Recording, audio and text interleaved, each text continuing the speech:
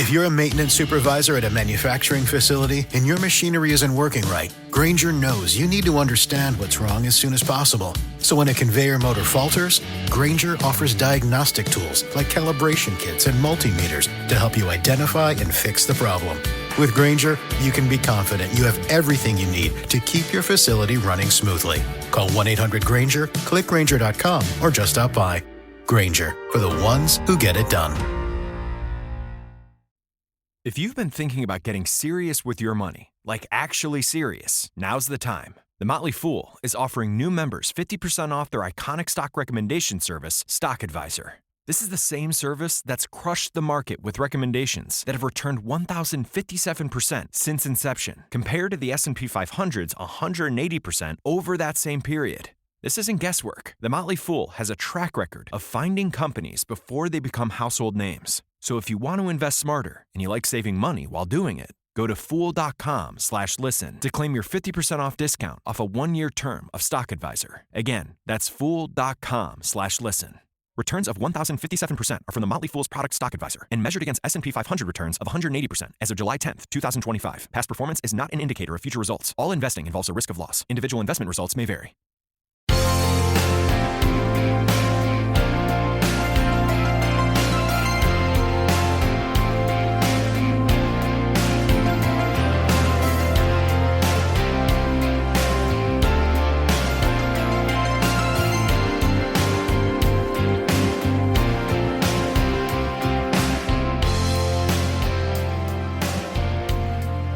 Hello everyone and welcome to the Kulturecast. I'm Chris Stachiw and I'm joined by two good friends of mine. You have heard him several times on this podcast before, just a couple.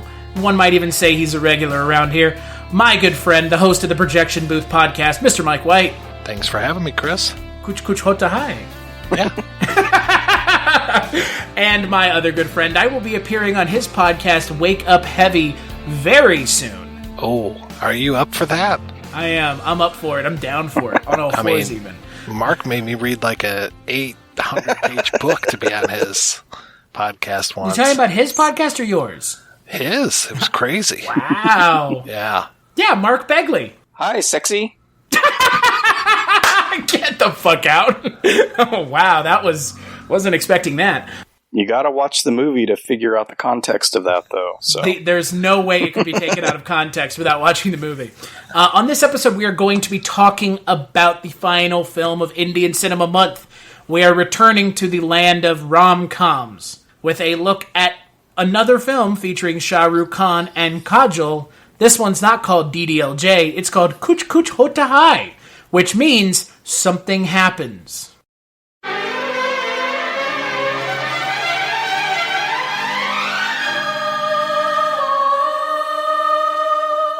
कुछ कुछ होता है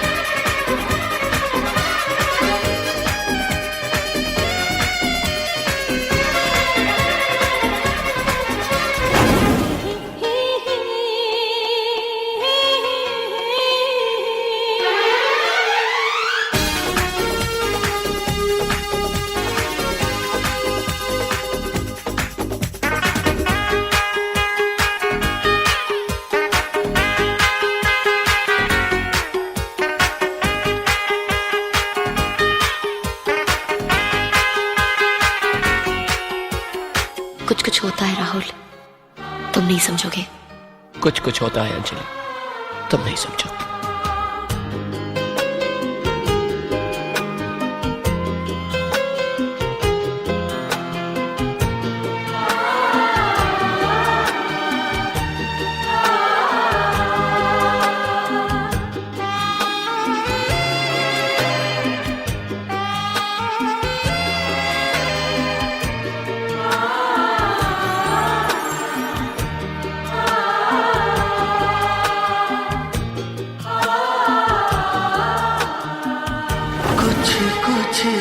होता है.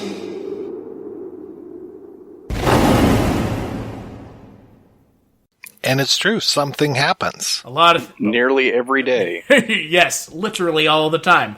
So the film is directed by Karan Johar, produced by Yash Johar. It is written by Karan Johar as well. It stars Shah Rukh Khan, Kajol, Rani Mukerji, and in a special cameo appearance, Mr. Salman Khan. And so before we start this, I don't know if y'all looked too far into Salman Khan, but Salman Khan is a man whose career is marred with controversy.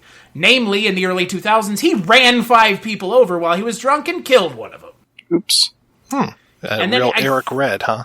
Yeah, and I think in around 2018, he was convicted in a poaching case and was sentenced to 5 years in prison, and he's currently out on bail.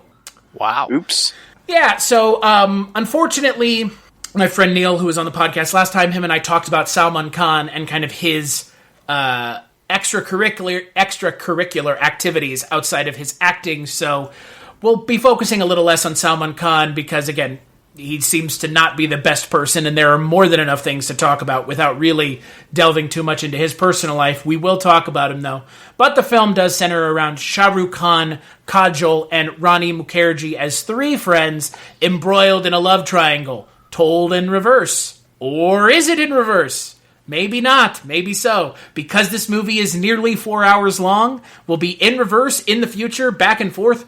Who knows? So I know neither one of y'all had seen this film before, so I won't ask you what you thought the first time you watched it. I'm going to start with you, Mark. What did you think of watching it? What did you think of watching the film? I enjoyed it. I feared that I would get bored knowing the runtime was 3+ hours, and I didn't. There were a few stretches where I thought, okay, we probably could have cut quite a bit of this out, but being naive to Indian cinema, especially modern Indian cinema, I kind of thought, well, this might be how their movies work, where you just get a 45-minute flashback that could have probably taken 20. You get lots of information, lots of singing and dancing, which I expected to happen. But again, the dance scenes seem to go on for maybe a couple minutes longer than necessary. But this is coming from a really naive Western view of cinema. So I just let that stuff wash over me. The story was fun. The characters were fun. The acting was generally pretty good. I was especially impressed by the young girl that played Anjali Jr., I guess, since there's 2 characters with the same name. And I had a fun time watching it. I kind of had to split it up because of my schedule and things going on at home here. I split it up in about 3 chunks, but did get through it all in one day. What about you, Mike? I know this wasn't Mark, this was your first go-around with Indian cinema completely, right? I've seen some, back in my world cinema days, I watched some Rai, I can't pronounce his first name, but I watched some of his films when I was exploring different world cinema back in the 90s and stuff, but not really Bollywood or I don't know if that's what this is considered, but not stuff with the dancing and... This is Bollywood. Not stuff with the dancing and singing and things like that, So, Mike, I know this wasn't your first trip around the Indian cinema merry-go-round, but I know this was the first time you'd seen this. What did you think about watching Kuch Kuch Hota Hai for the first time?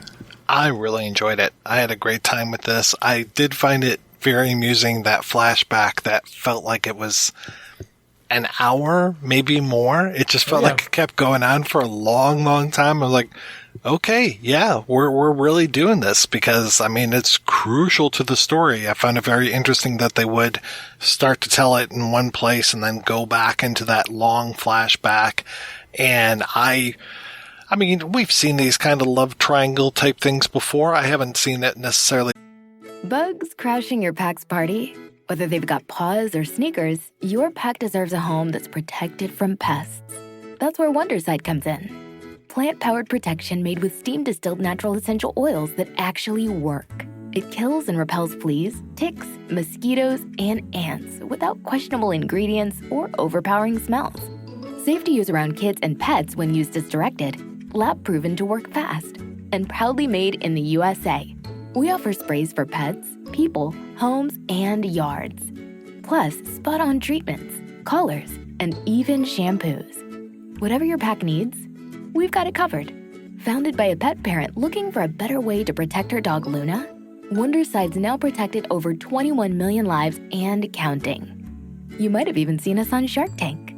Go to Wonderside.com and use code WONDER20 for 20% off your first order. That's WONDER20 at Wonderside.com. Wonderside. Protect your pack with plant-powered Wonderside today.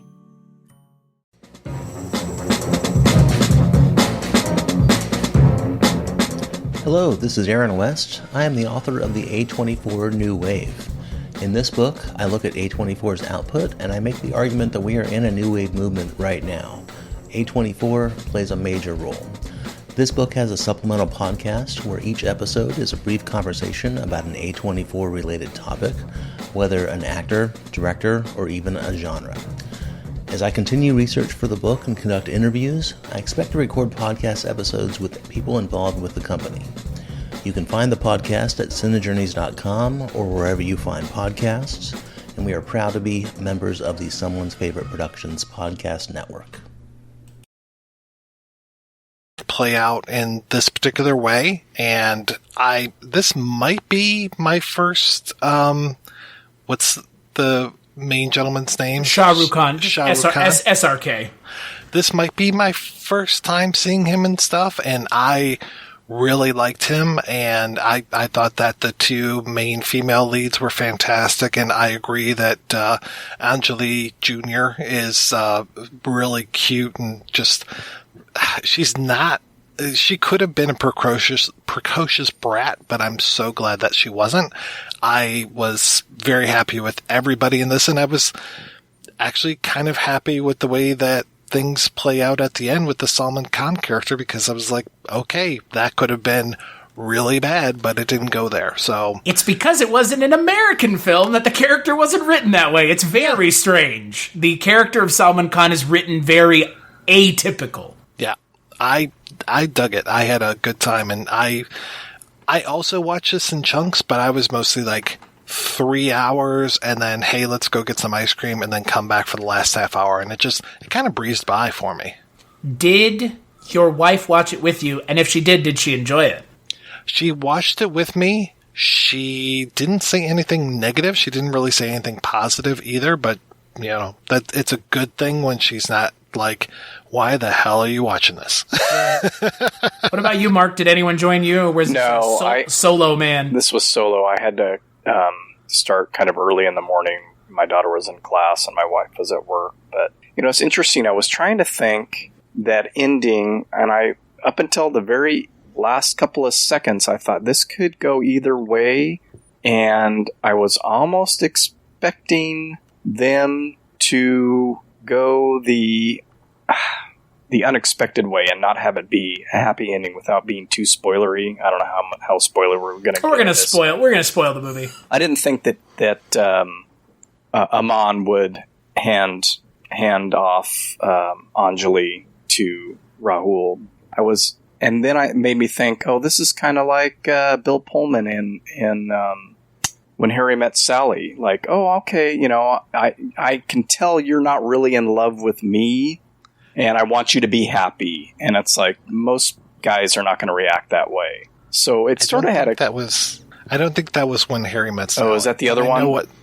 Was that Sleepless in Seattle? Oh, Sleepless in Seattle, yes, thank you. Okay. Sorry. No problem. I haven't seen either, so I couldn't make that's what I was thinking. I have stayed... I mean, that's the funny thing. I have seen more Indian cinema rom-coms now than I have seen American ones, because I have a pretty strong aversion to American ones because, like you guys just kind of mentioned, they are very samey. They all traffic in the same things. For the most part, there are some that break the mold, obviously. I don't want a blanket statement.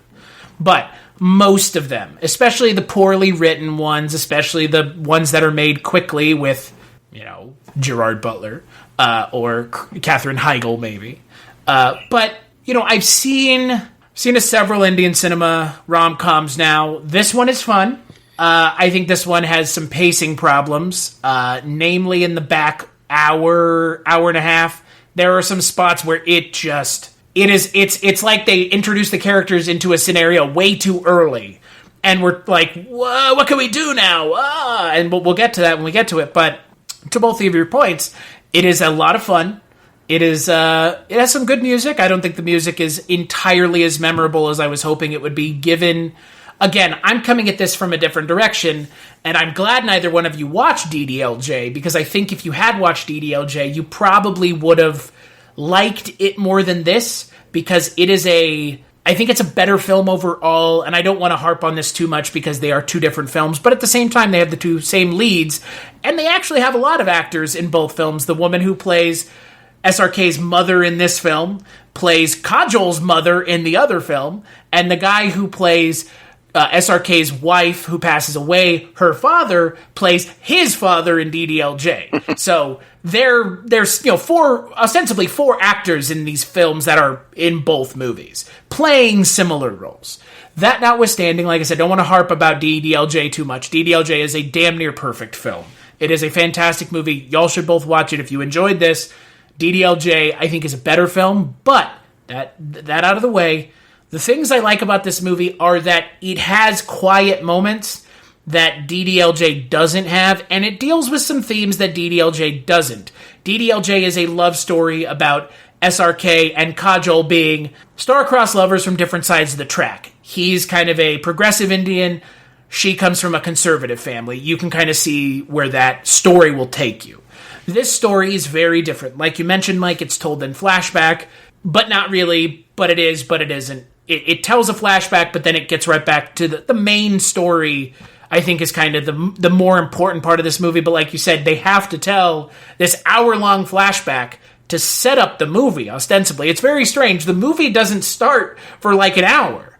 It really doesn't. Like, the movie itself has to get the flashback out of the way. And I think that the film suffers because of it, because it tells it should have taken the flashback and broken it up a little bit. Yeah, it didn't need to do an hour-long flashback, because while, like you said, Mike, it is important, it does kind of stall the momentum of the movie. Yeah, I kind of expected it to do that, and it never did, and I thought, okay, how long is this going to be? Because we get the idea pretty quickly. Anjali Sr., the older Anjali, that's obviously who the daughter was named after. Get it? There's going to be... you kind of know what's going to happen because he's married to someone else when the movie starts. Tatina, she passes away shortly after childbirth. They name their daughter Anjali. Mom leaves Anjali Jr. the letters. So you get the idea. There's going to be a love triangle. I guess the kind of novelty of it is that they don't really realize that they're in love with each other for the longest time. And... but yeah, I think breaking it up would have helped with the pacing, because it was a very extended flashback. And I thought, okay, this is supposed to all be in the letter that Anjali is reading. That's a really long letter. It's a long She letter. rolls up her parchment tome that's like 12 feet long. And I hate to be that guy, the goofs guy, IMDb goofs, but it annoyed me when, during one shot, when she turned the paper over and the backside was blank, and in the next shot there was writing all over it. That just drove me crazy, so I just had to get that. Cinema Sins with Mark Begley. 15 things wrong about Kuch Kuch Hota Hai. I will say one of the things that did irk me a little bit about the movie, and I think it's just kind of a rom-com thing, and this is not isolated to Kuch Kuch Hota Hai. We know the characters are going to end up together. And, like, at some point, you gotta stop stalling. And this movie takes stalling to a whole new level. It stalls until the last 5 minutes of the movie. And it's played for the suspense and the drama. I get it. We all understand why they did it. But Bugs crashing your pack's party?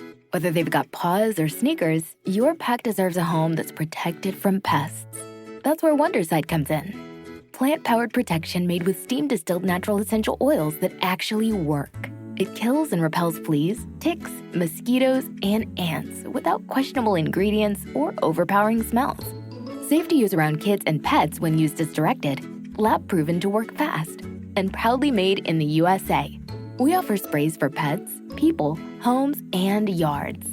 Plus, spot-on treatments, collars, and even shampoos. Whatever your pack needs, we've got it covered.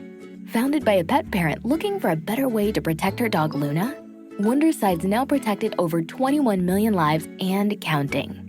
You might have even seen us on Shark Tank. Go to Wonderside.com and use code WONDER20 for 20% off your first order. That's WONDER20 at Wonderside.com. Wonderside. Protect your pack with plant-powered Wonderside today. Hello, this is Chris Haskell from They Live by Film.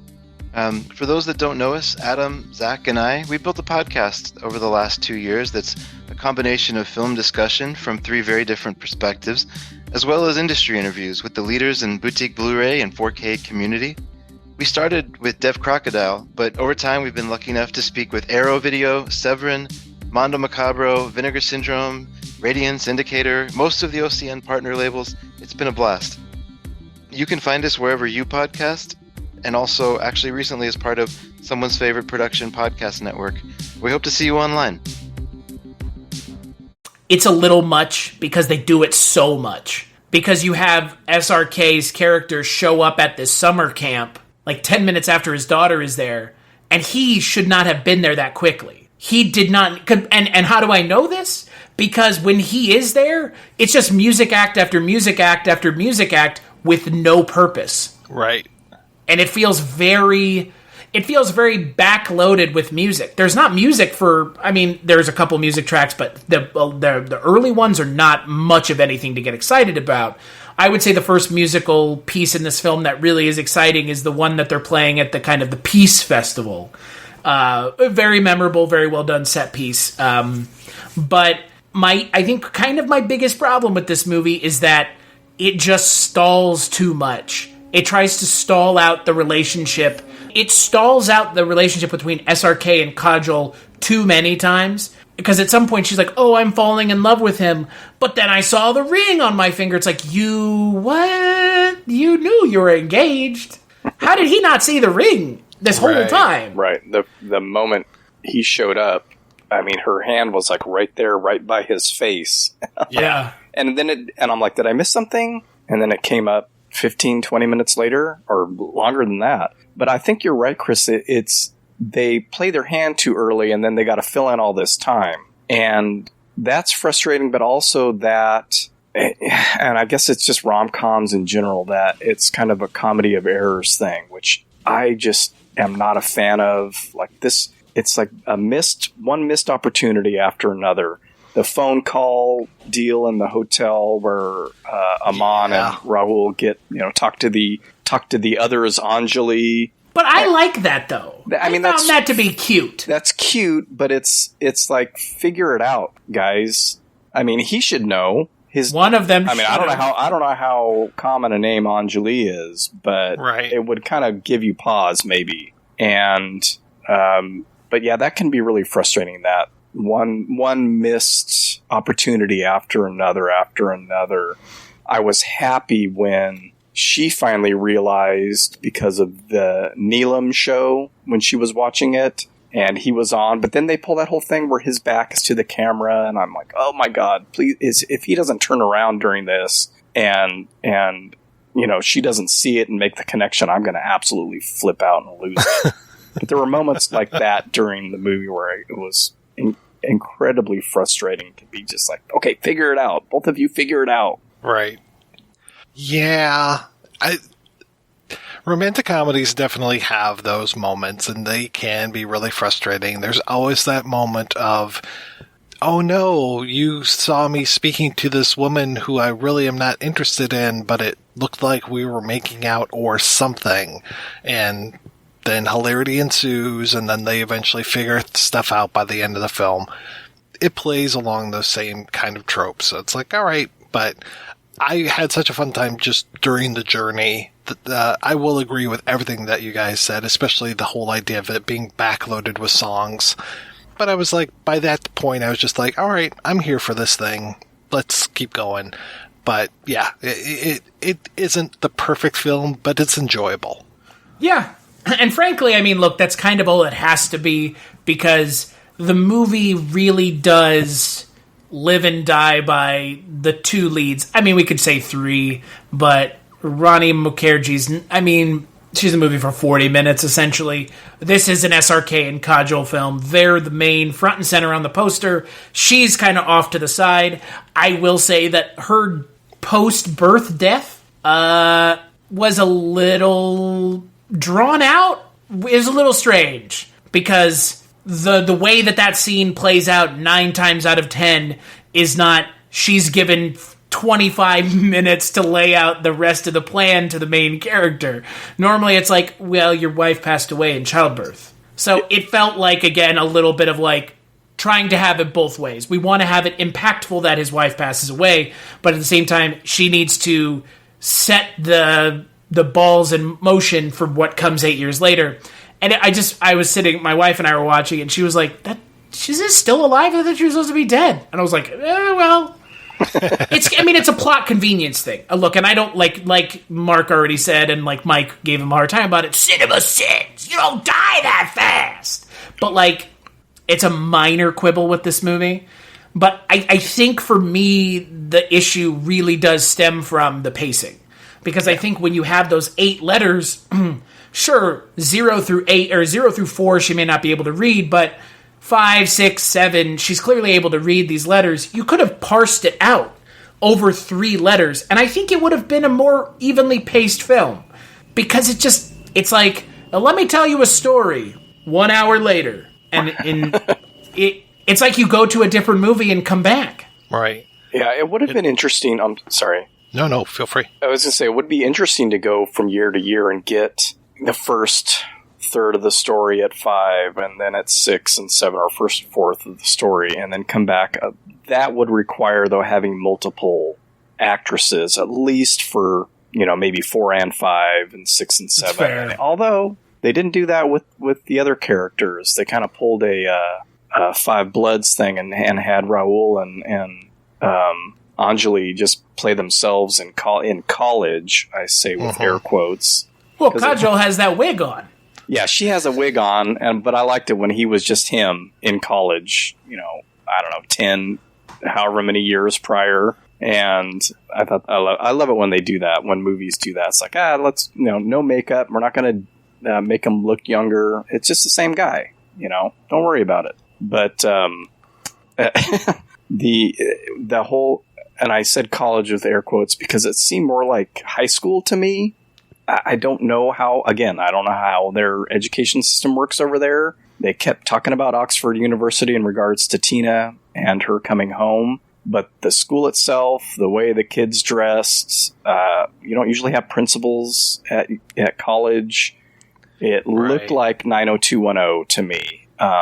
It kind of did, didn't it? Yeah, that was my second impression of the style. My first impression was at the beginning, those opening scenes between Raul and Tina were that soft lighting, and it almost looked like it was shot green screen, but not. I'm not sure what that effect is. It's just the lighting and stuff, but it was almost kind of like magical realism or something with them out in the fields. And I thought, ooh, this is beautiful. This is going to be really interesting. And then the sets were so strange. It was like they were oversized, like huge sets, and the furniture was all spread out, particularly in Rahul's apartment that he shares with his mom and Anjali. It was like, they've got what does he do? I know he's a businessman of some sort. That place was massive upstairs, and I don't know how many stories, and they were obviously up high because you could see the skyline, and they were at the same level as all the and he's playing basketball in his apartment. Yeah, it was like, this is crazy, but the sets were weird. It was obvious sets, and I kind of like that sometimes when things are set bound, not like stage bound, but set bound. Like, this is not reality, and don't really take it as such. It's very strange. Like the bugs crashing your pack's party, whether they've got paws or sneakers, your pack deserves a home that's protected from pests. That's where Wondersight comes in. Plant-powered protection made with steam-distilled natural essential oils that actually work. It kills and repels fleas, ticks, mosquitoes, and ants without questionable ingredients or overpowering smells. Safe to use around kids and pets when used as directed. Lab proven to work fast. And proudly made in the USA. We offer sprays for pets, people, homes, and yards. Plus, spot-on treatments, collars, and even shampoos. Whatever your pack needs, we've got it covered. Founded by a pet parent looking for a better way to protect her dog Luna, Wonderside's now protected over 21 million lives and counting. You might have even seen us on Shark Tank. Go to Wonderside.com and use code WONDER20 for 20% off your first order. That's WONDER20 at Wonderside.com. Wonderside. Protect your pack with plant-powered Wonderside today. Have you ever wanted to dive deeper into the horror movies you love? Beyond the Blood is a horror podcast for fans who want more than just surface-level screams. We do deep dives into the movies that shaped us, digging into director commentaries, behind-the-scenes stories, deleted scenes, and the special features that most people skip. Each episode is a love letter to the genre. We break down how these films were made, the creative risks that paid off or didn't, and the lasting impact they've had on the genre as a whole. From 70s slashers to modern nightmares, we celebrate the craft, chaos, and characters that keep us coming back. If you're the kind of fan who rewatches movies with the commentary on, or you simply grew up in the video store horror aisle, the Beyond the Blood podcast was made for you. New episodes every single week. Subscribe, and let's dig deep. Welcome to the Beyond the Blood podcast. The choices that they make feel like an exaggerated choice, like with what they're talking about in the 90s, right? Because I assume this movie is meant to be set in the year it's released, 98, which would put the 8-year previous flashback at 1990. It feel like if I were watching this in 98, it would feel more tongue-in-cheek than it does now. It felt like they're trying to be a little like, this was the pastiche, so let's just steer into it. Because, I mean, they're wearing Polo Sport, Ralph Lauren, and Armani, and they're all wearing, like, obnoxiously, garishly, brightly colored gear.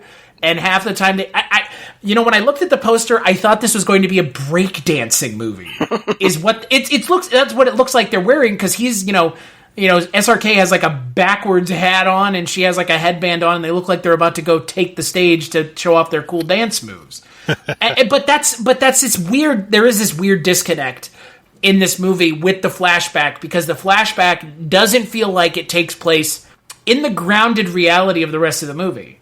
It does kind of feel like this movie does kind of traffic in magical realism a little bit. We'll talk about the scene where she literally prays to Allah, and Allah intervenes, which is, again, magical realism at its finest when you have Deus Ex Machina literally referred to as God intervening in the character's plans.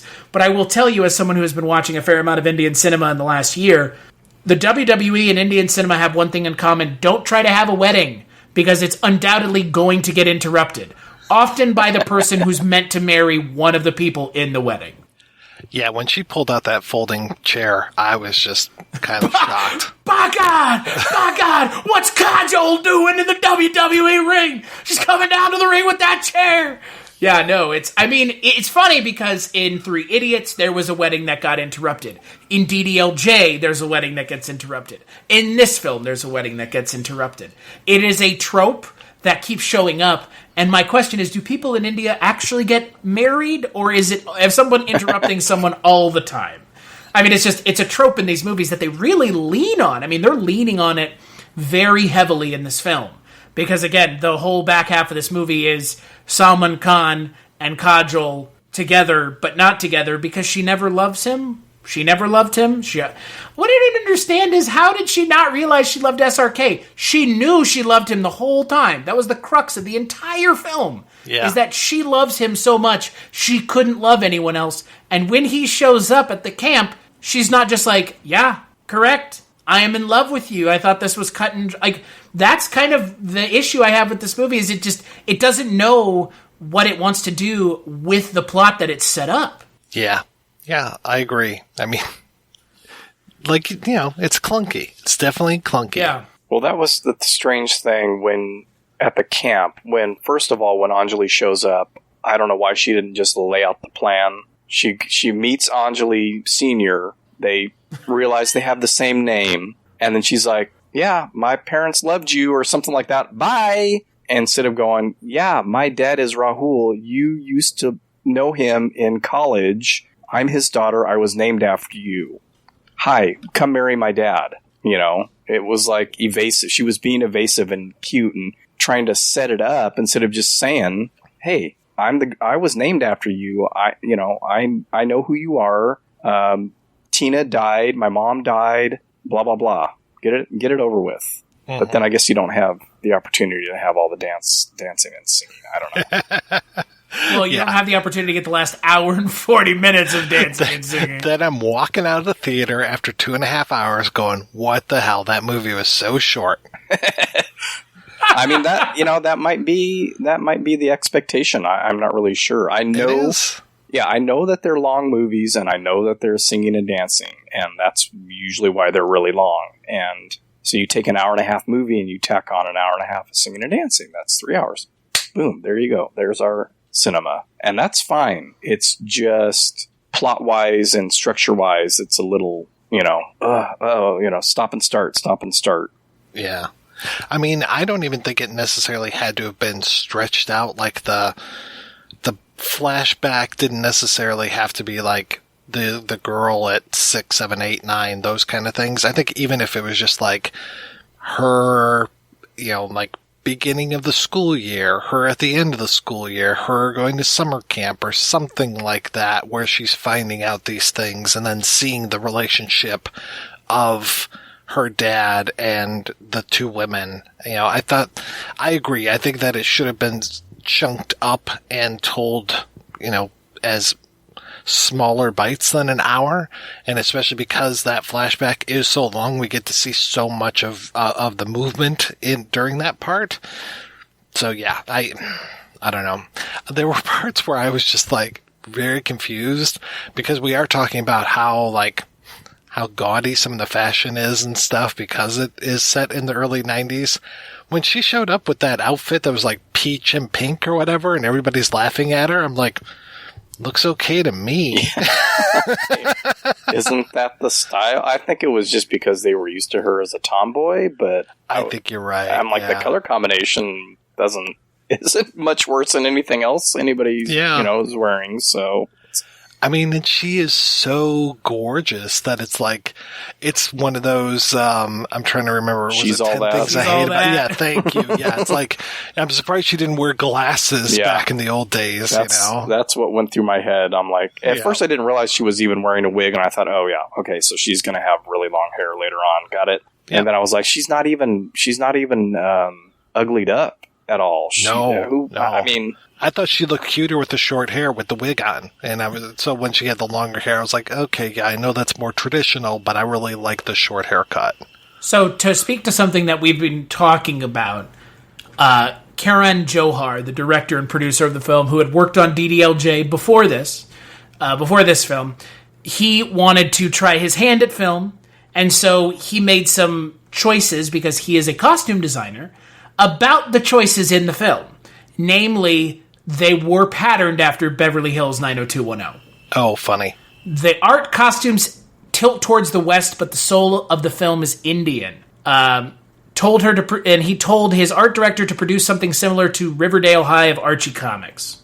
And the costumes were meant to prominently feature designer logos, because they worked with Manish Malhotra, who is a Indian fashion designer. So all of the things that we were talking about were intentional, obviously. And I think that this is something that took my wife by surprise, and I'm curious where y'all come down on it, because this movie has a lot more of it than some of the other Indian cinema films that we've seen. A lot of Hinglish in this film. Yeah. Oh, yeah. Yeah, that was interesting. Which, as someone who's been to India, as someone who has Indian friends, Mike, I'm sure you have heard it as I have. It is a thing. Unsurprisingly, again, it was India was a British colony, so it's not like English wasn't spoken for a long time. But yeah, I'm curious, Mark, what did you think of the Hinglish? Did it take you off guard? I mean, I'm familiar with it from other things, not necessarily from watching Indian cinema, so it didn't catch me too much by surprise. It was the thing that caught me by surprise was, and I didn't catch it until maybe Hello, my name is Kevin Tudor, and I'm one of the 3 hosts of Almost Major, a film podcast dissecting many major indie studios and the films they release. Every week, myself, Charlie Nash, and Bryden Doyle discuss overlooked, forgotten, or bona fide classic indie films via studio-specific miniseries. We've previously covered numerous films from Artisan Entertainment, Lionsgate Films, and New Line Cinema. Titles including The Blair Witch Project, American Psycho, Dogville, But I'm a Cheerleader, Saw, Requiem for a Dream, and Ringmaster. You know, the Jerry Springer film. Anyways, we have a fun time every week, and we hope you will join us. Subscribe to Almost Major wherever you get your podcasts. Now proudly a part of the Someone's Favorite Productions podcast network.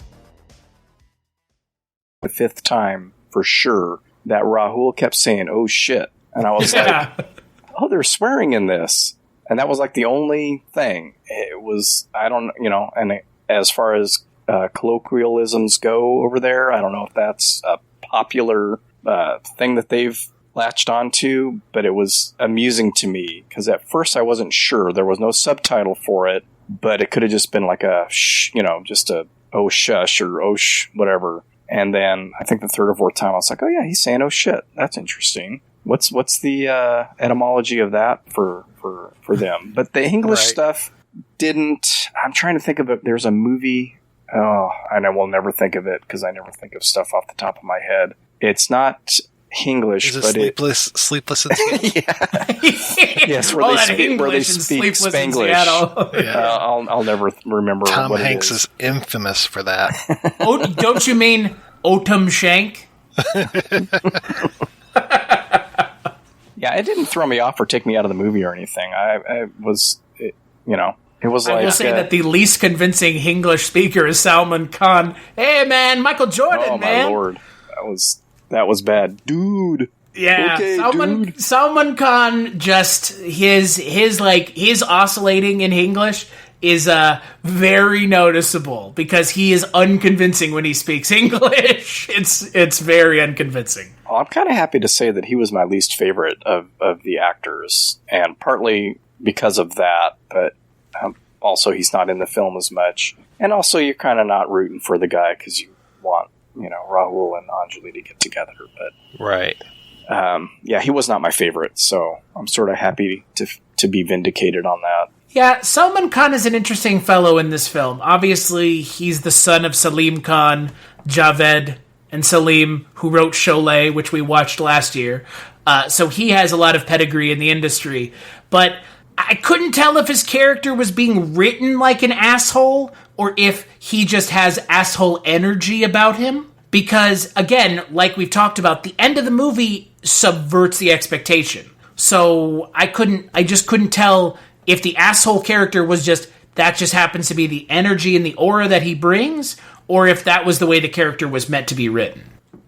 I don't know. Yeah, he didn't seem like too big of an asshole. I mean, I can see your comparison, Mark, with the Bill Pullman character, because the Bill Pullman character in Sleepless in Seattle, he did absolutely nothing wrong, and he was a nice man, and I think, frankly, he was better for Meg Ryan than Tom Hanks. So I think Bill Pullman had like allergies or something, so it was like, super offensive that he had allergies. It's like, she also dumped somebody really nice in, oh no, that was Sandra Bullock dumped somebody in While You Were Sleeping, because it was like, what are you doing? And it's like these women find like the more attractive romantic guy, and then they leave the nice guy, just standing there. I feel like I'm one of those a-holes that talks about negging women, but it's like there were a spate of romantic comedies where it's like, you're perfectly fine in this, but there's the more romantic guy and you want to be with him, and you leave the other guy there, and you hope that Bill Pullman finds somebody really super nice and then eventually becomes president and takes on aliens. Wasn't he in While You Were Sleeping too? I think you might be right, yeah. So he got... Was Peter Gallagher in that one too? Not sure. They all run together after a while. But was and Bill... I'm curious. I'm not in the McConaughey era, I'm curious if Pullman was the one that got ditched in While You Were Sleeping as well. While You Were Sleeping in Seattle. No, I believe Bill Pullman is the While You Were Sleeping is the Sandy Bullock movie, right? Oh, Yeah. Check out this guy. He calls her Sandy. Yeah, because he's on a first name basis. He was actually on that bus that she was driving. If you look in the back, he's way in the back. He's freebasing cocaine Next to Alan Ruck. You and Alan Ruck, you're just like that. You're Freebasing blood cocaine. brothers. Yep. You know, I think you're right, Mike. I mean, maybe calling him an asshole character might be a little bit of an overstep, but again, if this were an American movie, it would be that character would be written a lot more aggressively. I think. And it's not like last year we didn't see Parinda, where an Indian film can kick it into high gear and kick you in the fucking teeth repeatedly because it can. He would have been like, "Hey, babe, what's going on? Who's this guy? Oh, yeah. Oh, bro, we used to... Oh, yeah. Bradley She Cooper told me and all Money about Crashers. you." There you go. Yeah. You know, I mean, that is kind of my gold standard for the asshole boyfriend is Bradley Cooper. I mean, as much as I love him as an actor, he does play an asshole very convincingly. And that's the thing in this movie, like, Salman Khan's character is a little kind of forceful and aggressive, but it always feels more like he is a woefully insecure human being who loves Kajol, but also realizes he doesn't love her. And that moment at the end where he grabs her and brings her down, my wife let out an audible gasp. She's like, "Whoa, what is going on?" And I was like, "Well, I'm pretty sure I know where this is going, but I want to see if the movie goes there." And the movie does. The movie ends up giving us a happy ending that feels earned. But yeah, there is that kind of fake out moment where you're like, is he going to just marry her anyways? And no, it doesn't go there. But again, that fake out at the end is nice, but in a world of so many fake outs, maybe cut out a couple so this one isn't the last one and it feels so late in the game. I don't know. I guess it wasn't a surprise. I would have been surprised if he had forced her to marry him right there. I always thought that he was going to let her go because he says repeatedly, and her mom, I believe it's her mom, yeah, because he keeps saying mother-in-law, they both know that Anjali doesn't love him. I mean, he says it numerous times, and the mom's like, sorry, I kind of feel that way too. I don't know what to tell you, guy, but so I would have been more surprised if he had forced her to marry him at that point and just said, "Hey, Rahul, I know we invited you, but get out of here," or whatever. So it seemed like it was set up pretty early to me that it was going to go kind of like the Sleepless in Seattle route. Oh, I want what's best for you.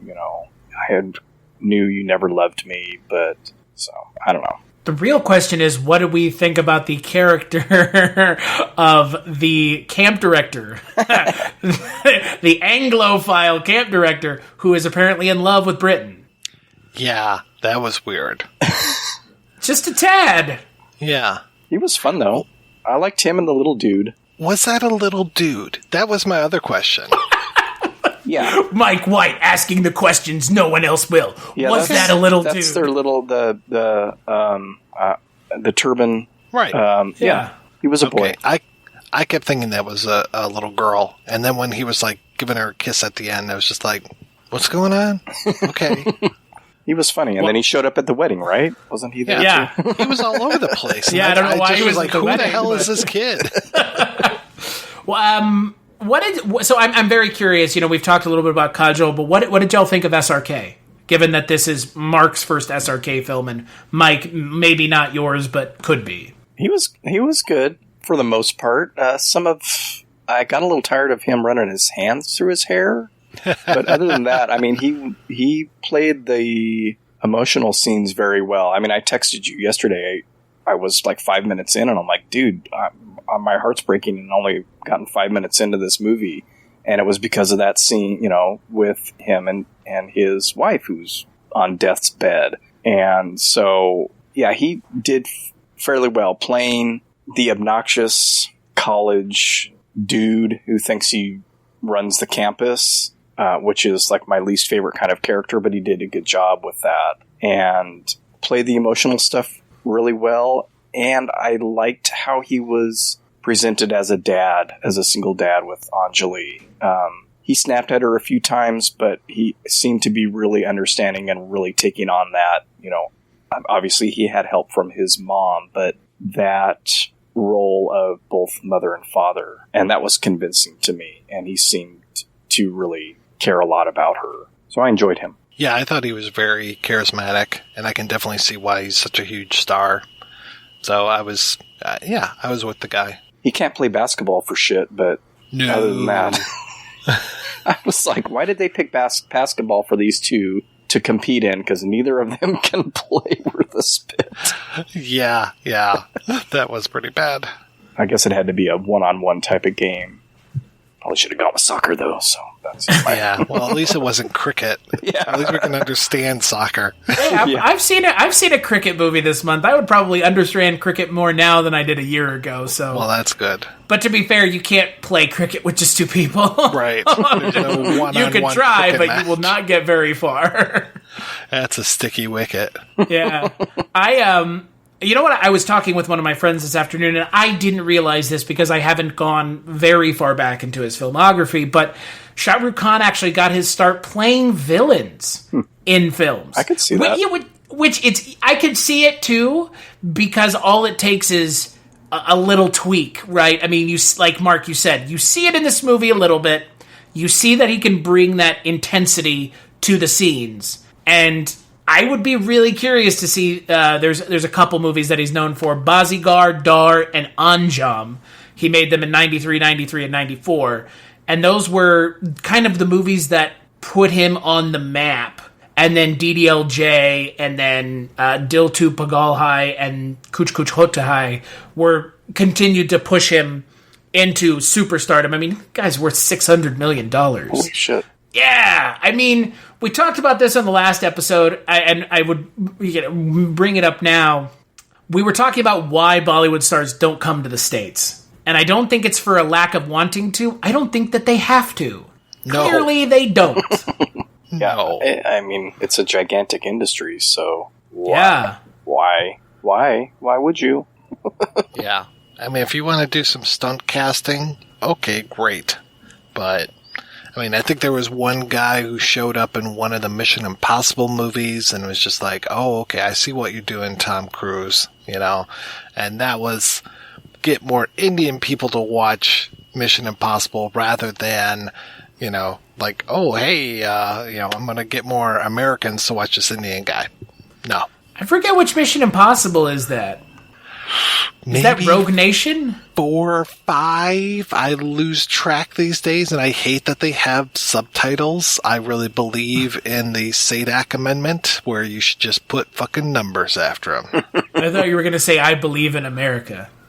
I do believe in America, except for when it comes to naming movies. Yes, the movie that you were talking about is Ghost Protocol, and it actually stars our good friend from Parinda, Anil Kapoor. So I remember that, but yeah, it's kind of like putting Chinese actors into films. It feels like a very calculated right decision. Well, at least with that he was integrated, as opposed to like the Iron Man, or what was it, one of the Avengers, I think it was, where it was like, suddenly here's a scene from China which can easily be chopped out. It's true. Yeah, I never even think about that stuff until I hear about it. I have a hard time reconciling such cynical stuff when I'm watching a movie, and then when it's pointed out, I'm like, oh yeah, that's really lame. Just, Mark, whatever you do not mention while being interviewed by Chinese media that Taiwan is a country. Don't do it. Don't do it, John Cena. Naughty. Your Chinese overlords do not appreciate what you're up to. Oh, do you know how many companies have gotten into trouble where you have, like, select your country, and it has Taiwan or Hong Kong or even Tibet as, like, separate countries in there? Immediate, boom, that's it. No more business with us until you change that. It's really, it's really cool. Yep. Yeah. It's so cool, in fact, that I, for one, welcome our Chinese overlord. I mean, look, if you can get in trouble with Chinese state media for calling Taiwan a country and you're John Cena, nobody is above the line at that point. I'm trying to remember when I was there, somebody was supposed to be coming over for like a big concert. It was like a Katy Perry level type of person, and this was when she was like really popular. And she had worn a top that was like the flag of Taiwan, and just boom, that's it. Nope, Katy Perry's not coming here. Okay. I don't anticipate being interviewed anytime soon, so I don't think I need to worry about it. By Chinese for the heads up. media. By Chinese media. By our friends in the China. Wake up heavy. Tell us all about it. Taiwan is a country. Interview's over. I'm walking out. 再见. It's it's funny because, like I've talked about on this show before, like we've talked about before, Mike, it is a shame that Western audiences don't watch films like this. This is on Netflix. Yeah. You could go watch this. And yeah, I get it. And I get that it's long. I think we all understand that it's a long movie. I guess I just don't understand the American aversion to long films.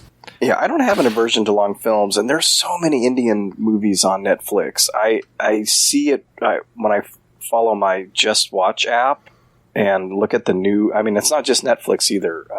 Prime's got a ton. And it's just like there'll be 20 titles, so it's amazing, and it's overwhelming, and it's like, where do you start? Where do you dive in? So having something like this opportunity pop up is a good place for an uninitiated viewer to start. And yeah, it's just, there are so many, and then you think about the length, and it's like, oh god, I don't even have enough hours in the day. Yeah. We cannot downplay the length of these movies. These movies are 4 hours long. Yeah, but as somebody who regularly does the entire Lord of the Rings trilogy extended versions on the weekends, I have no excuse to not watch at least one of these movies every so often. Sure, but you know what the easy thing about Lord of the Rings is? It's in English, and you don't have to look at the screen. True. I mean, look, I love films with subtitles. I am not a subtitle averse, but Indian cinema film, Spanish language film, they require your attention. Period. You have to be an active viewer. You can't be an inactive viewer. You can't just passively watch it. So I think that's probably it. I think we as Americans probably have devalued the viewing of movies as a singular idea so far that we can't even watch movies with subtitles anymore because we have to be able to, look at our phones, which I'm as guilty as the rest of us. Holy shit, I'm not sitting here and saying, don't sit on your phones while being in the movies, because shit, I do it all the time. But you have to be able to sit uninterrupted and watch these movies. Not breaking them up, but you have to actively sit and watch them. And I guess that we're getting to the point where that's too much of an ask. Yeah, I mean, I've been on my phone this whole time we've been recording. I kind of hoped so. Well, it's a little multitasking. Come on, you got to get work done. Exactly. It can These episodes aren't going to edit themselves. You're editing while we're recording. Now that, my friends, that would is be devotion. amazing. Just stop listening to this podcast and go listen to the projection booth, because at this point, if Mike can listen here, talk to us, and edit, this man is a podcasting god. More so than we already think he is. But don't tell him that, or it'll go to his head. The subtitles... Mike! It's true. The subtitles aren't an issue, and I think, for a lot of people, they're not an issue, and I don't want to make a blatant statement. There are a lot of people that it is an issue for, but I think for the most part, the people that are going to listen to your show and Mike's show and maybe even my show aren't going to have a problem with that. It can become a little much, though, when it's 3 hours long and you're a little straining on the eyes to kind of be, because you're going up and down. Your eyes are going up and down the whole time to catch as much of the visuals as you can while reading the text and understanding what they're saying. I felt that like after that first hour and a half of the movie, I thought, boy, this is a little bit of an eye strain for me. And that was, I think, when I took my first break and went and did some other stuff. So, and they're talking and singing a lot. It's not like maybe a spaghetti western, which would be subtitled, but a movie where there isn't loads and loads of dialogue. Be subtitled, but Sholay is an Indian western, and maybe there's a not fair as amount much of singing and dancing in that movie. But there's a lot to read. Sure. And then you want to catch the context of what's happening in the scene. So, there is some actively participate in a subtitled film with just the reading and stuff alone. So when it's 3+ hours, that can become difficult after a while. That was my experience. And I don't experience that much with subtitled movies usually, where I actually feel like, okay, I can't do this for much longer. So not that that's an excuse for anybody not to watch a movie like this, but it's maybe harder to sit completely in a 3-hour chunk or a 4-hour chunk with subtitles. Well, and I think, again, the thing that we don't have built into this that they would have had when they were watching it, as they do during many Indian films that they show in theaters, there is an intermission. So there is a moment to get up, to go take a break. I mean, I would almost go as far as to say that the best comparison for Indian cinema is not cinema as much as it is a stage play. It feels very theatrical, not as in film, but in stage, especially in the length. If you were to go and see a Broadway play, it would probably clock in 3.5 hours. We've all seen Broadway productions, maybe not on Broadway, but we've seen Phantom, Cats, not Cats the movie. Run, don't walk away from that fucking nightmare. But I think that's probably a more apt comparison, really, because again, there's music. You feel like you have taken a journey with these characters. These characters are given a lot of characterization. They're given a lot of time to grow. We talk a lot about in American cinema, like sequels, right? And we'll find out more in the next movie. I don't need to see anything else with these characters. And it's not because I've seen 4 hours. It's because Karan Johar said, I'm telling you a story completely. I'm not leaving a stone unturned. And does that add to the film's almost 4 hour runtime? Sure, but you know what it doesn't do? It doesn't make me want more or less. It feels, maybe less, sure, but it doesn't feel like I don't know these characters. I don't understand these characters' motivations, and it's none of that. I understand these characters because they give the characters time to breathe. Maybe too much so, but I will never walk out of an Indian cinema film, at least a good one, going, I don't know what these characters were trying to get at. Because in this, in DDLJ, in Parinda, in Lagan, you give the characters a lot of time to really breathe, to really allow them to become a character and a fully realized character on screen. And look, if that means the movie's 3.5 hours long, that means the movie's 3.5 hours long. But again, I understand the reasonings and the motivations of these characters more so than I do a lot of characters in American films, when they just do something completely against type and you're like, that character wouldn't do that.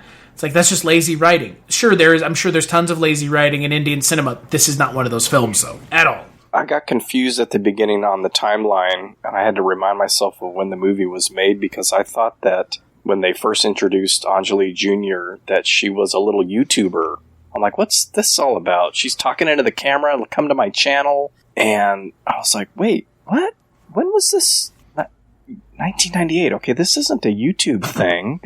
YouTube wasn't around yet. And I don't even think anybody was doing this kind of stuff. The internet was in its infancy. And then I realized when they showed the Neelam show, I was like, oh, she's imitating this gal, making her own tapes and stuff. But for a minute there, I had a really weird time warp sensation. And I thought, man, even if it was a couple years later or even around the time of YouTube, to have it seemed like those kids that have their own channels now and plug these toys and all that stuff. And I was like, oh my God, what's going on here? And Sana Saeed still acting. Sana Saeed is 32 years old now. She was great. She was one of my favorite parts. Yeah. And good children actors are hard to find. Yeah. Her dance moves were like spot on. And like Mike said, I'm glad that character was not a precocious little brat. that, because that's do not like. It's a very easy trap to fall into with child actors and children roles. Just kind of in general, it would seem. I mean, the joke that I always make is, man, I really love The Mummy. They really stunk it up in the second one with that kid, didn't they? Yeah. And it's like children actors, especially in Western cinema, are not viewed very positively. And when they do a good job, everybody's like, whoa, kid actors are great. And it's like, really? One of these things is not like the other, because this one's good and the others aren't. I mean, it's just kind of a fact that it would seem that most directors follow and stick to the age-old adage of don't work with kids and don't work with animals. And if you're forced to work with either, apparently you can't get very good performances out of them, which I understand for a number of reasons. But yeah, Karan Johar's ability to get a fantastic performance out of Sana Saeed really carries the later half of this movie, because she's featured a lot more prominently once we get out of the flashback than she is obviously in the flashback when she doesn't exist. So I think overall you can't go wrong watching this movie, but you could just watch DDLJ instead. Why didn't you have us watch that for the show then? Because I watched it last year. Oh, would you like for me to assign you 2 movies to watch that are both 3.5 hours long? I've had worse. Mike, you have done worse to yourself. I'm on hour, 7 of Planet of the Apes stuff, and I'm only halfway through. The real question is, what hour is Richard on? Hour 0? 1. Yeah. Hour 1? Oh, Lord. We'll never miss an opportunity to bring up our dear friend Richard, who will someday realize what it truly takes to be on an episode of The Projection Booth. He'll be finding out very quickly, in fact. That'll be good. Sunday. Oh, God, in like a couple days. Yeah. Oh, boy. Well, I look forward to listening to that episode. Pretty soon you're going to have hours and hours of Zapata movies to watch, so... Oh, yeah. Yep, the official and unofficial ones. 7 of them, and they're all at least an hour and a half, so... Mr. Mark Begley, would you suggest people check out Kuch Kuch Hota Hai, or would you tell them to skip it? Watch it, and I gave it 3.5 stars, so there. I'm still doing my rating. Well, you still have a Letterboxd account.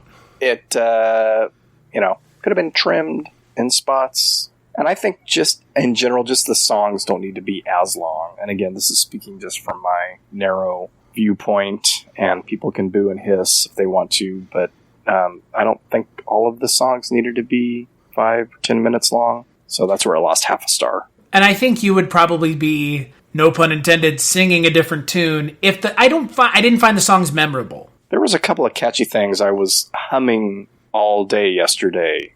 The main song that gets repeated throughout the Something Happens song. I did find the literal title song.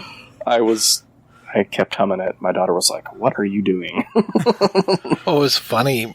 There was that moment when they're at camp and they were doing like weird charades, and at one point the theme for this music starts playing, and I'm just like, I know this song.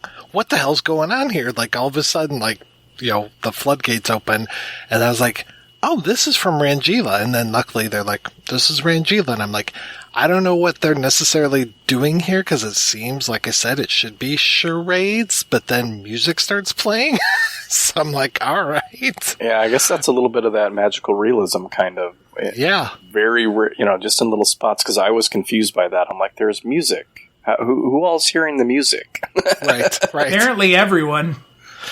And I don't know why it was so tough for him to say I love you in charades, but he managed to do it. However, he did it. I just did it. He just played a piano with his fingers in the air, and it started. He needed that little dude to help him out. Yeah. Watch it. And I also say 3.5 stars. Wow. So busting there. my balls, huh? Yeah. So Good. there, Chris. Good. Take it. Suck it. Now Tell I have me to I change can't. all the links to the Kulturecast.com. Is that oh God. Or culture. No. I'm so sorry. No, you're Yeah. fine. No, you're fine. It's still on there. It's still being hosted on there. It's not going anywhere. All right. Well, you could just direct him to culturecast.com, because that just points him at the RSS feed. So, look, I don't want to be the only one posting on a website. it gets really old to be the only person creating content for a website. So, what do you think I do? Yeah, well, but what I'm getting at is a little different because you never had 15 people underneath you at one point working with you. Well, I've had 15 people underneath me, but not working for me. Whoa! Working on you is what you're saying. Let's just say that the frat parties were kind of crazy. Wow, freaky. What the hell we gonna do, you moron? Thanks, Doug Kenny. Yeah, I would say watch it. I mean, again, I've spoke a little bit about DDLJ, and I think this is a fun kind of companion piece. It does shake up Kajol and SRK's roles. It adds in that little bit of a love triangle. There is one in DDLJ, but it's a different expectation.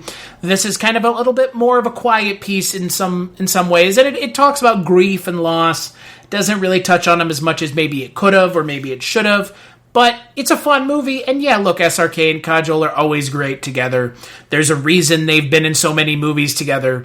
There's a reason my friend Neil thought that they were married in real life. Because again, their charisma and their chemistry is so believable. It's just kind of, SRK feels like he's just effortless, right? He just feels like a cool guy. He's always cool. He's a cool dude.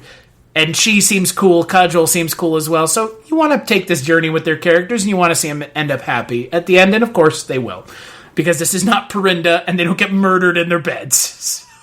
Merciless. God. Well, I guess I won't be watching that one. That was rough. It's a good one. It is a good one, but it is a kick to the teeth. Spoilers, sure. Well, that takes place during the 5.5 hour flashback. It's true. I need a movie. Is there a spin-off of Principal Malhotra and Miss Braganza? Because I need to see that movie. Where did she go? She showed up at the very end with a gray streak with her poltergeist's mom, gray streak in her hair. I didn't even notice her at the end. Yeah, they were all at the wedding. Huh. They danced briefly. I loved that scene with him when she calls and he's in bed and upside down, and then he wakes up and his eye mask is on his feet, and he was kind of twiddling with it on his feet. That actor is absolutely fantastic. He's Anupam Kher is, he's great. He adds, again, this movie's pretty funny, so he adds a little bit of a comedic spin to that role that I think it definitely needs to help kind of keep the film out of the going into the melancholy, because it kind of verges on it. I think that's why I think that's why I liked him and the camp instructor guy, because that needed a little bit of a break from the back and forth with the love triangle. Yeah. So, Indian Cinema Month is now completed at the Kulturecast. I would like to cover these movies again in the future, maybe before next year, but we'll be doing this again next year. Because, again, this is a genre, a version of film that I really gravitate towards. And again, I think we as Westerners don't have enough exposure to Indian cinema. And I would love to give myself a reason to watch these movies as opposed to just for fun. Because I haven't watched a whole lot of Indian cinema films in the last year, even though I told myself I would, which is unfortunate. But that's just kind of the way it goes in the life of movie podcasters. So, on that note, let's take a break and we'll play a preview for the first Kulturecast of Just by Our June.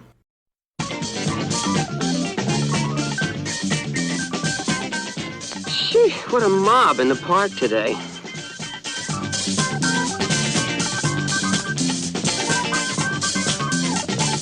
I worked the Head Start for free last summer. Black kids are so much groovier. I ain't no jive-ass black nigger, honey.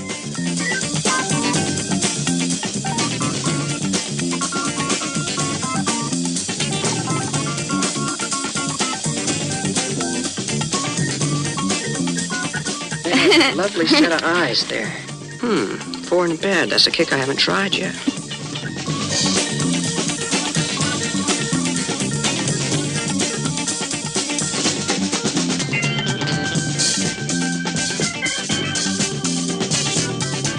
Okay, Winston.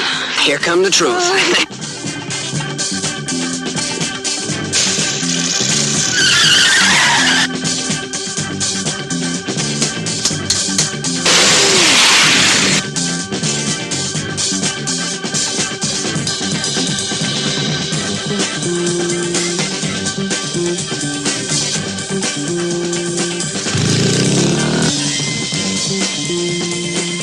He's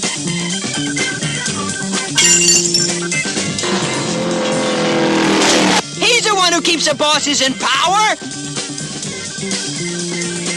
Would you like to see a picture of my kids?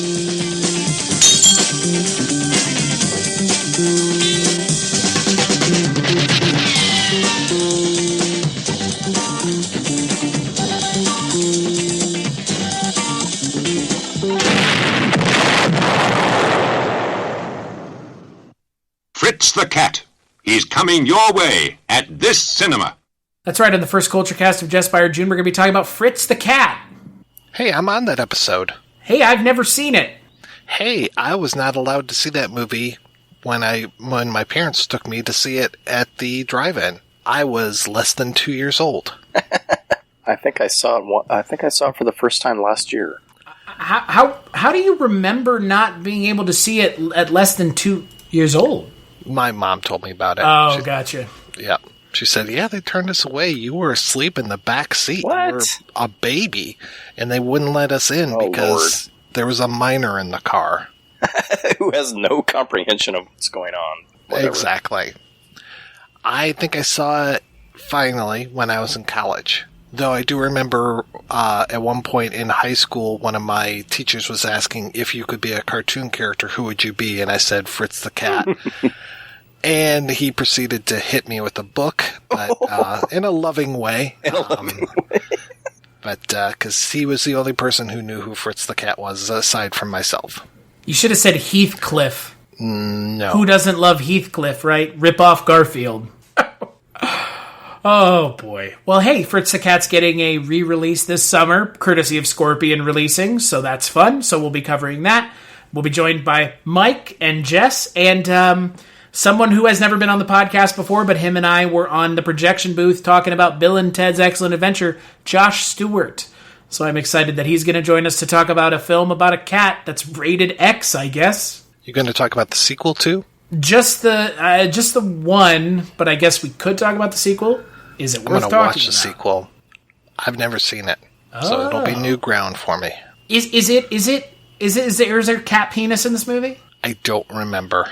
I remember there being a lot of, like, moving butts kind of thing. Like, we are having sex because our butts are moving. Yeah, and animal boobies. So Howard the Duck. Yeah, kind of. I guess so. But with nipples. Yeah. That's fair. So until then, where can people find you, Mr. Mark Begley? What's going on at the Wake Up Heavy podcast? Well, I kind of inadvertently took a break in May, so there's nothing new. I believe the last full-length episode I did was with Mike and Sam Deegan on Looking for Mr. Goodbar, so people can go and listen to that if they'd like. And coming up in a couple of days, you and I and Jess will be talking about Poltergeist and the sequels and the remake. That's 4 Poltergeist movies because Mark goes, hey, are we talking about the remake? And my response was, nope, but we are now. Hey, I watched every one with my daughters, so I got no problem with that. I mean, I didn't need to watch the original again, but I did, and then I told her, hey, 2 and 3 are on the Plex. Okay, let's watch them. I said, oh, hey, the remake's on the Plex. You want to watch it? Okay. So. And if having Mike White be my mentor up the mountain of podcasting has taught me anything, if you're going to watch one movie, you better watch all of the fucking movies, too. You might as well watch 4. How about the Indian remake? I was about to say the Bollywood remake of Poltergeist. I knew there would be one, and I'm not even going to get into that. Yeah, I actually watched it when we were doing an episode about The Entity, but then while I was watching it, I was like, well, this is kind of The Entity, but it's also kind of Poltergeist. Was Barry Taff in the Indian version of The Entity film? Not that I'm aware of, but I think that little lady, Zelda Rubinstein? Zelda Rubinstein, I think she was in there. She does like a whole song and dance number, too. It's pretty great. What is the Indian cinema version of Poltergeist? But not the title, but is it any good, is the question. It was okay. Because there's an Indian cinema version of Jaws called Aatank. There's also an Indian version of Nightmare on Elm Street called Mahakal. It's It's nuts. It's wild. And the Jaws movie, Mr. Begley, is like if a Indian cinema movie just happened to have Jaws in it. It's like Jaws is secondary to, and then the shark Bruce comes out of the water and he's doing. No, it's just a very strange film because the Jaws shark is almost secondary to everything that's going on in the film. Cool. But I'm looking forward to being on your podcast. But the real question that is on everyone's mind, though it's on the tip of everyone's tongue, is what is going on at the Projection Booth podcast? Oh, I'm sorry. I was looking up Hawa, which is Hawa is a 2003 Hindi horror film starring Taboo. The film is an unofficial remake of the 1983 American horror film The Entity. So, just so you know. Oh, and then it was later dubbed into Telugu. So it was dubbed. It wasn't remade as a Telugu film. What's going on at the Projection Booth? Well, we are talking about coming up in June, we're going to be talking about sci-fi films like crazy. So tackling some big names. We mentioned Planet of the Apes earlier, so get to talk about that. Empire Strikes Back, Close Encounters. We're talking about some heavy hitters. Nice. So maybe we'll get those numbers up after having just talked about a fairly obscure Russian and Greek film. I can't wonder what is more shocking, that you're trying to get the numbers up or the numbers weren't there for a Greek and Russian film. That was a heavy episode, man. Hell yes it was, and wait till you hear Eternity in a Day. That's coming up. Bruno Ganz dubbed in Greek. Yeah. It's going to be a huge. People are just lined numbers. up. This one, Cannes in 98? I am so there. Ladies and gentlemen, if you're listening to any podcast that's from the Earwolf Network and you're wondering why they don't cover movies that matter, it's because Mike White, our friend at the Projection Booth, has already covered them. So, there you go. I just throw some fucking shade. I don't give a shit. They don't fucking listen to this podcast. No. This Paul podcast is listening. too far afield for the comedic timing of Paul Scheer and his fucking gang of writers that script their podcast for them, okay? Oh, he listens to Wake Up Heavy, I'm pretty sure. Yes, well, he's got the stickers, doesn't he? He very well might. I sent him some stickers. You joke, but we know he listens to the Projection Booth. Where else do they get to cop all of their good ideas from? I don't know anything that you're talking about right now. I know, me either. On that note, as always, you can find me on Twitter at Christmas Claus. Hey, you know what? You can find me on Twitter at Christmas Claus. You can find the podcast on the internet at Kulturecast.com and at Patreon.com/Kulturecast. I would like to give a thanks to my Patreon supporters. As always, you guys make this possible. But to be fair, I would keep doing this because this is fun. Who doesn't love talking about movies with their friends? I don't know. I know a couple people that don't like talking about movies. Really? That's your fair. Your wife, your daughter, your friends at work. People who have to interact with you that aren't us. But yeah, and as always, a big thanks to Mark and Mike for joining me on this trek through Indian cinema. And we'll catch you on the next episode.